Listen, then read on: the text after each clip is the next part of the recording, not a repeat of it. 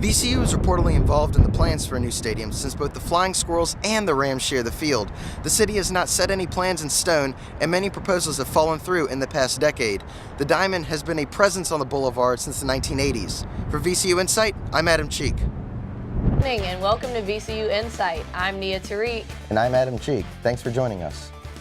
On Monday, the Richmond City Council voted to rename the boulevard Arthur Ashe Boulevard. Insight's Talia Fagart is in our newsroom with more on why the name change sparked a debate. Talia? Elise, VCU basketball has fans excited for what the rest of the season could hold. The Rams have tallied more than 20 wins and fewer than 10 losses during a breakout season, as coach Mike Rhoades has given the black and gold a boost during his second year.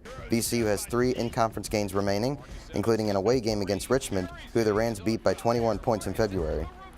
VCU has a wide-open path to the A-10 tournament and is already seeded in the NCAA tournament, and the team is averaging more than 70 points per game. Electric scooters from a company called Bird sure ruffled some feathers when they landed on city sidewalks last fall. Now the city has finally outlined how it wants Bird to do business in Richmond. Under the new plan, dockless scooter companies would be required to pay an annual fee and a $1,500 license fee for each scooter. Riders can operate the scooters only between 5 a.m. and 9 p.m. The city has been impounding the scooters, but that'll stop if Bird agrees to the new rules. I'm Adam Cheek, and here's what we're working on for this edition of VCU Insight. Thousands of Virginians become victims of car theft this time of year. We talked to state police about why car thieves love cold days. And will Boulevard soon become Arthur Ashe Boulevard? It's a debate over how to honor the legendary tennis player. You can catch our show at 7 o'clock Friday night on WCVW, or watch us on YouTube. Just search for VCU Insight.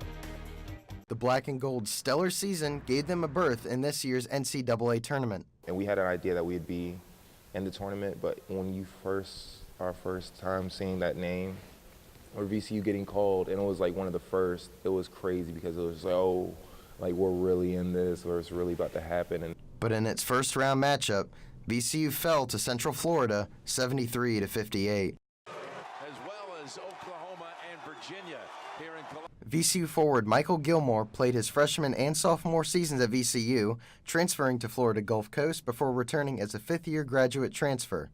He's proud of the team's 25-8 season, no matter what happened during March Madness. But I think, it's just what it's about, playing in March, the opportunity to play in front of however many fans, going against guys with premier athletes. It's an exciting time, so I definitely get why it was like that. VCU assistant coach and former NBA player Brent Scott came with Coach Mike Rhoades from Rice University. He likes the direction the program is headed. Overall, great season for everybody.